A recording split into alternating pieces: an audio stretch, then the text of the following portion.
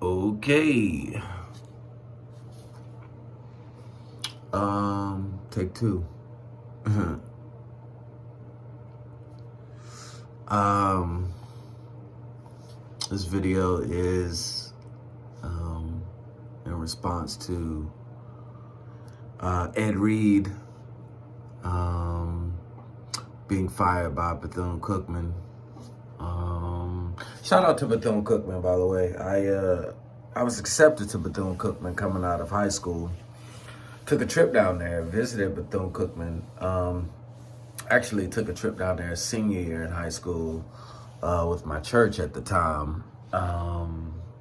Never really had a desire to go, but I did apply. It was a school that I sent an application to and was accepted into coming out of high school. So shout out to Bethune-Cookman, even though I decided I wasn't gonna go there.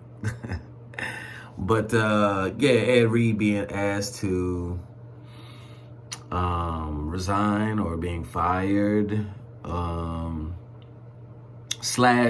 never really got off the ground, I guess.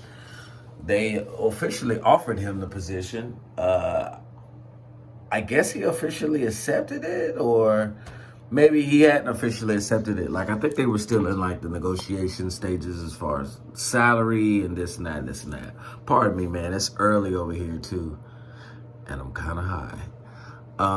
So I ain't fully open my eyes yet, although I stay woke.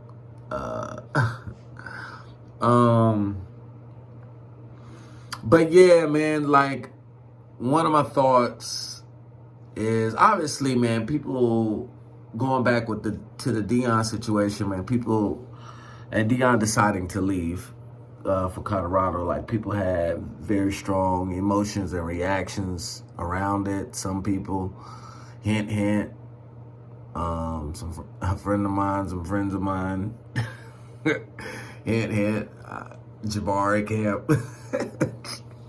I shout out to Jabari too. That's my brother.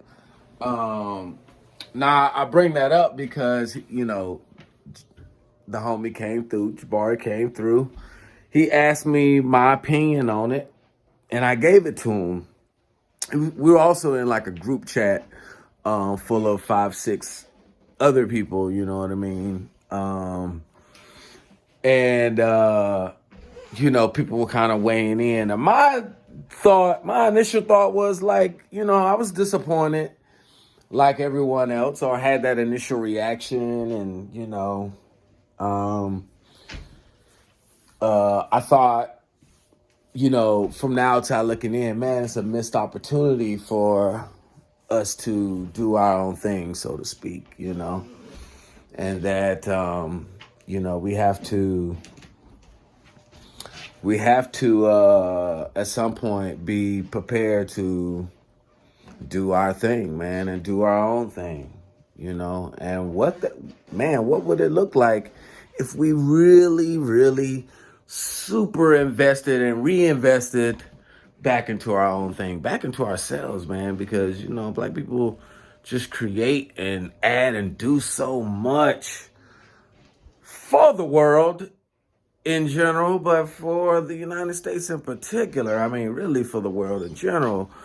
And then when you talk about Black in terms of skin color, that opened, because now we're not just talking about African Americans, we're talking about Aborigines in Australia, and we're talking about Indians and all of that. And I know those, like, they don't consider themselves Black. Dominicans, they consider themselves Hispanic or this or that, or they identify with their nation, their nationality. And I'm not opposed to people identifying with whatever the fuck they want to identify with. I mean, nationality, cool. But, these are just fucking invisible lines drawn on the ground, right? But, cool. Oh, you want to identify with ethnicity, race. Okay, well, it's such a fine line between, the brown in my complexion and like the brown in like say some Indian man's um complexion or Hispanic guy, right? I mean, racially we could look damn near the same, but then there's these other nuances um that are national based or cultural based. And then sometimes uh race gets tricky because me and so and so may have me and I know Barack Obama is lighter than me, and maybe this isn't the best example, but me and Barack Obama and say Will Smith have the same complexion, but Will Smith has two black parents, Barack Obama has one. And then so and so who's even lighter than him is full black, but then there's it just gets weird and dicey. Meaning a lot of these shits, though real, are arbitrary, and some of it's kind of made up. You know what I mean? Particularly lines drawn on the ground and shit, nations and shit like that. In the sense that the way we look at nations today. But I don't want to digress. I've already digressed. Sometimes you gotta dance in the middle of digression. Yeah, so anyway, niggas had strong opinions about it. And my opinion, I kind of played the middle ground, man. My shit was, my initial reaction, it was a little disappointing, yada, yada, yada. For the same reasons all the woke pro-black people found it disappointing. I mean, goddamn, that ain't rocket science. Okay, we get it. So no need to go into that whole diatribe, but found it disappointing. And then I heard Deion speak, and then I thought, man, and this is just me in general. Hey, man, I'm sure he's got his reasons. Like that, Deion's not he's not a dumb dude. He's not a dumb nigga. I'm sure he's got his reasons. I'm sure that there are things and unforeseen things and unseen things behind the scenes that me on the outside, I'm not privy to. I don't go to that school. I'm not Deion Sanders. I'm not on the coaching staff. I'm not a football player at that program. I'm not a football player, period. Yada, yada, yada, yada, yada, yada, yada. I don't, the collegiate athletics and this and that and this and that. I mean, then who knows? His fucking personal reason. Like his mom could have died. His dog could have died. Like who the fuck knows? I'm sure he's got his reasons in there valid to him. You know what I mean? And I'm sure all of those things that I was thinking, he took into account. He probably was thinking that or whatever. Maybe to a more or lesser degree. Maybe he is or is not as passionate on some of those issues that I am. Maybe he is. Maybe he just sees another way. It could be some Malcolm and Martin shit. But I realize in all of that, because all of that is a whole bunch of variation in validness, right? All of it is valid, but it's a lot of variation and variables and moving parts and shit that are valid. And so my conclusion is just that, or was that, hey man, at the end of the day, he got to do what he feel is right, what's best for him, what's best for his family. Everybody start, how unfair is it for a nigga like me who is anonymous, relatively unknown, no one gives a fuck where I work, what I do, whatever, to have to make decisions based upon some other motherfuckers' perceptions and ideas and shit like that. Like nobody is telling you that you gotta quit your job or go work over here or go flip burgers over here because man. Nigga, you need to go sell insurance at the black place. You need to quit your job at Bank of America and go, quit your job at Wells Fargo and go work at the black bank, or, you know what I mean? Like, nobody's telling you to do that. Nobody's telling you man, you need to stop truck driving for Allied Partner or whatever the fuck something and go look at the black truck company. You don't want to build. You don't want to build up. You don't want to build up. You don't want to work for Tyrone. You had an opportunity. You know what I mean? Like nobody's holding me to those standards. Nobody's holding Joe Public to those standards. But yet, we want to hold celebrities to these standards and shit. And I get it in a sense because, sometimes it's like, it feels like anyway, like that's the talented 10th. Those are the special ones that now that they've made it and they have the money and the access and the resource or whatever, a lot of that should be projection too. Because as someone who's dibbled and dabbled in these businesses, and ran with some celebrities and met shit and done shit and was like in the room of some shit, in the midst of some shit. I realized like that's a big world and there's a lot going on and you have a whole bunch of revelations. I mean, not all these motherfuckers are worthy of praise. You know what I mean? Or pedestals and shit. Like people are just regular ass people. You know what I mean? Like not all these people got all the answers. That doesn't seem to be Dion, by the way. Dion seems to be a pretty well grounded individual, yada yada yada. But like not all these motherfuckers got all the answers. And sometimes people just be projecting a bunch of wild shit, not realizing that's what they doing. But again, when you're just the nigga on the sideline and clickety clacking on your phone and your computer, it's easy to tell another motherfucker what he should be doing with his life. You know what I mean? And the decisions he need to make and what we need to do, which never requires you to do shit. You know what I mean? It don't require you to do nothing, but of course everybody feels like I do stuff. I'm doing stuff right. I did the most of my community, you know what I mean? That nobody hears about, or heard about. And, everything ain't to be, the biggest hoopla. Like you could be at the store, you know what I mean? Giving the homeless dude a 20 or whatever, you know what I mean? And that could be the equivalent to Jay-Z donating $1 million. When you scale the money per your, per your earnings or whatever, right? But a lot of people, just to keep it a buck, man, a lot of people is just people with opinions, just people on the internet who really ain't doing nothing in regards to all of that, you know what I mean? And sometimes that's myself included, right? Oftentimes that's myself included because it's so easy to form an opinion. It's so easy to tell another motherfucker what they need to be doing when it don't require you to be doing anything. You know what I mean? So it's real easy to form an opinion. I think here's where it gets a little dangerous though, or where it gets a little dicey.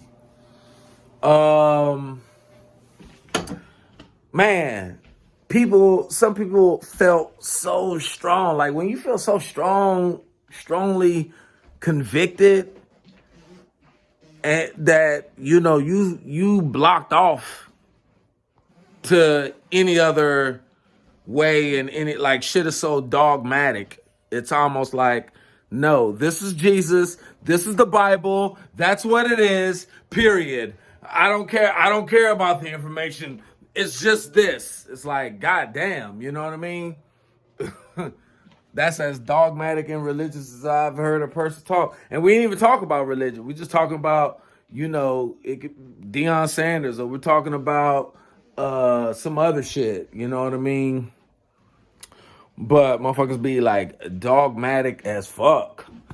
And closed off to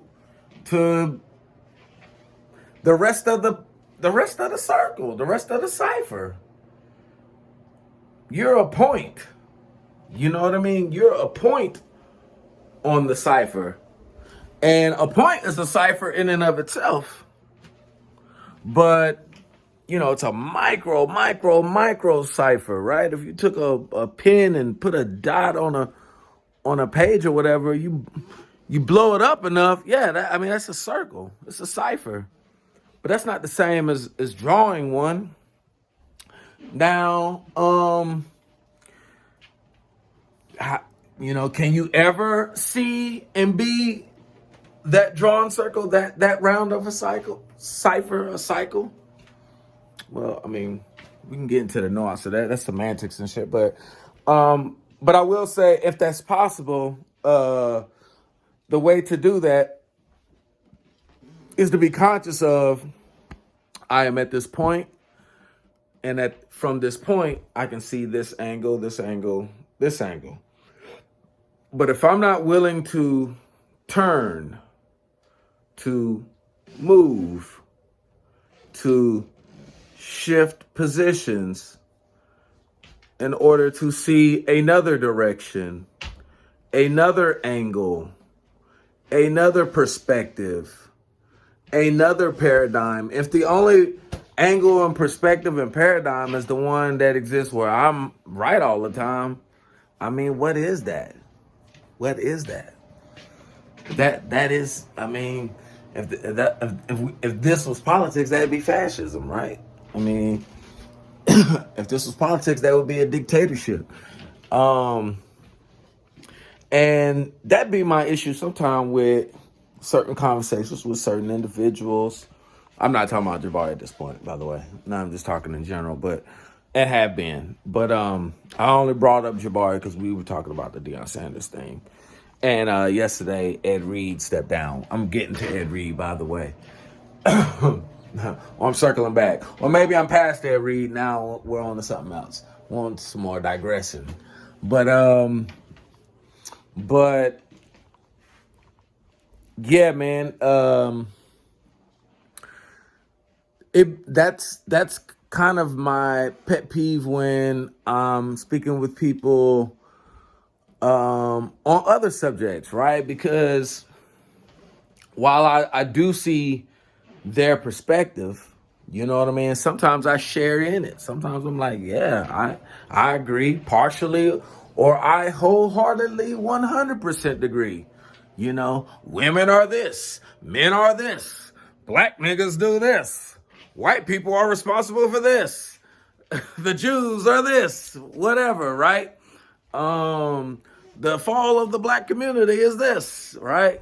Niggas got all kinds of philosophies and theologies and theorizing everything, right? Theories for everything. Theories for days. Theories on theories on theories on theories on theories on theories. Woo! Right? And sometimes I wholeheartedly agree, but I never want to get to the point where I feel like, well, that's just it. How I feel and what I say goes, and everything else is bullshit or a lie, or these people are this or that, this and that. Well, I guess I say that because now I have to bring Jabari up again. Sorry, Jabari, I love you too. Just talking. But my man's felt so like, he a sellout, he a this, he a that, he a this, he a that. I'm like, well, damn. It just felt a little much, a little judgmental based on a nigga just changing his job. Man, sellout, a coon? I'm all for calling a sellout, and a good coon a coon. Don't get it twisted. But I was just like, man, just for that, like for that, it's not even intentional. You know what I mean? Like, man, if I'm a throw that C word out there,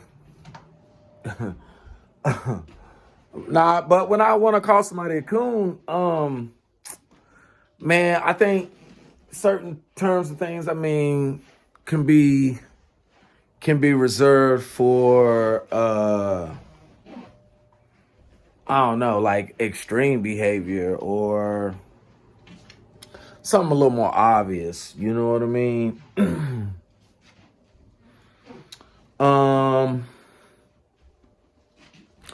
yeah, it just seemed like. Well, here's my thought on Ed Reed. That's why I started this. My thought on Ed Reed is just as it pertains to him leaving the school, and then Deion. Clearly, when you watch the press conference, there's a lot going on that behind that.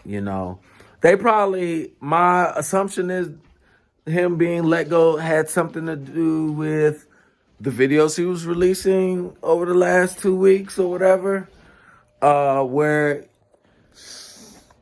some people say he was down talking the school or talking shit about the school.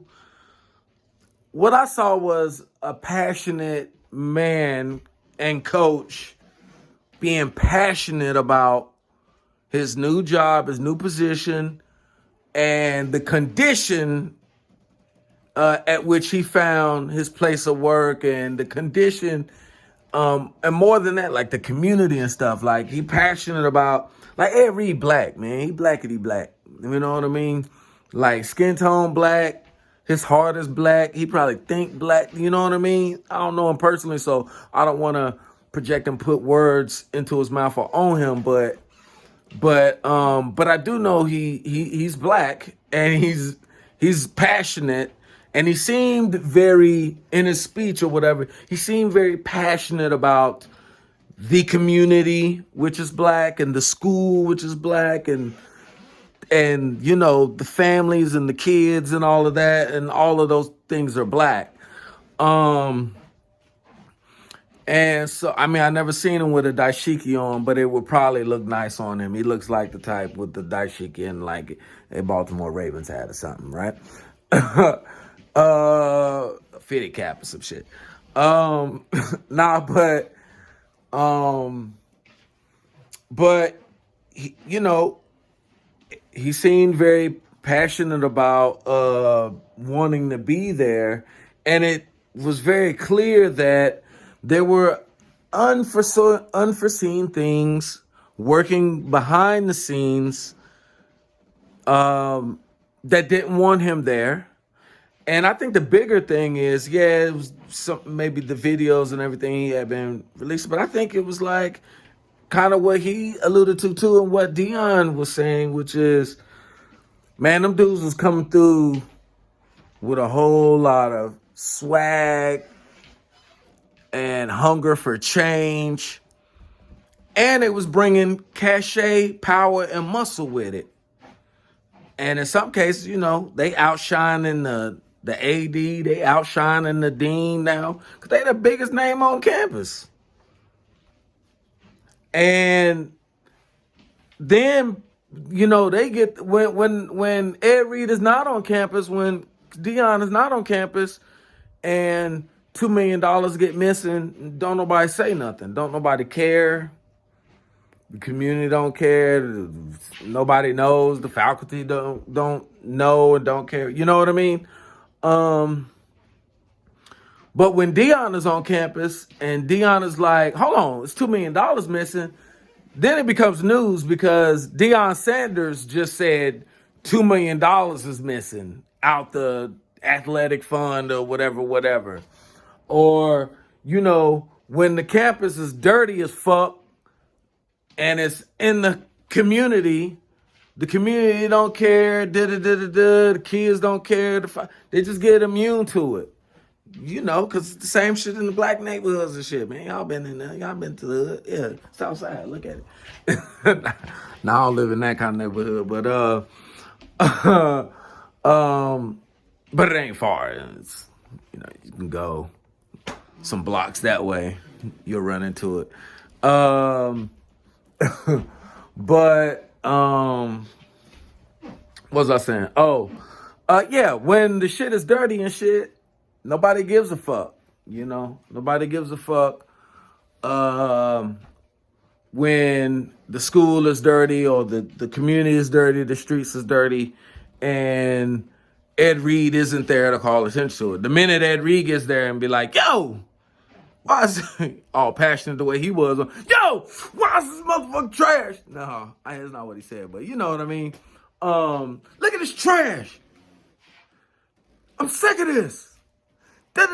and that's the accountability we need, by the way, and male leadership we need. But that's a separate thing when we talk about strong black men and leadership and everything. And it's also what okay. But yeah, when he is there on campus doing that and releasing videos, then all of a sudden that somebody is responsible now. Like somebody has to be held accountable because now we all see it. Now there's video. Now there's a famous celebrity person who's popular and who is also the football coach saying, hey, this, and this, and this. And so now somebody got to answer for that. Answer to that, right? And clearly, if those people who are responsible, who can do something and who have been, it becomes obvious too, like, damn, the reason this is the way this is because you've been here or you all have been here. The reason there's money constantly missing is because it's somewhere in this staff. It's somewhere between these 3 people. It's somewhere between these 5 people. Or it rests squarely on the shoulders of this one person or whatever, right? It's your responsibility to know that. It's your responsibility to check that or do that or this and that. And then it becomes obvious like somebody ain't doing their job. You know what I mean? Or worse, people are purposely not doing their job, purposely stealing, purposely taking advantage of holes in the administration and this and that to do what the fuck they want to do or to line their pockets or whatever. All kind of little corruption, man. You know what I mean? And it would be no different if it's like, a underdog politician, the black politician getting a seat at the table and coming into the White House or Congress. I know people gonna draw a comparison to Barack Obama. I don't think this is what that is.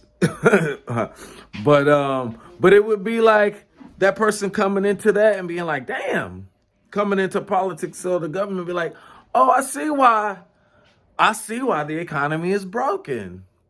I see why this and that don't work. I see why. It's because, hey, I mean, the military is stealing money here. There's a whole bunch of issues here. This corporation getting hella discounts and incentives and welfare over here. There's a whole bunch of money hiding over here. They printing it over here.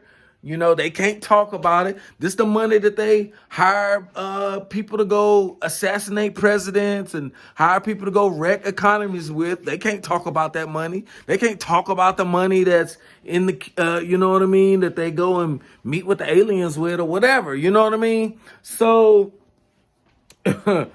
or like, this ain't in the budget. You know what I mean? Let's go put AIDS in Somalia. Like that ain't in the budget. You know what I mean? And so when somebody get in the room, almost like a Kanye West now, the way he's spilling beans and shit, get in the room and be like, hold on. Now you got somebody who's famous, powerful, influential, bringing attention to what the fuck is going on. So all that to say, yeah, they're going to get him up out of there. And in politics, they're going to kill him or whatever. They're going to find a way to discredit him, wreck his reputation, kill him, whatever it is. We know how all that goes and how the story's in. And so getting back to my whole point, man, damn, for niggas to have that strong an opinion, like, we're not even going to have all the facts. It's just, oh, man, he a sellout. Oh, Deion using the kids. He didn't want to do it. Oh, Ed Reed don't want to. Hold on, man. We ain't even take time to sit down and put the puzzle pieces together first. Let's see what the fuck they talking about. Let's see what the fuck going on. They ain't have an opinion. Shoot. And that's all the fuck I was trying to say.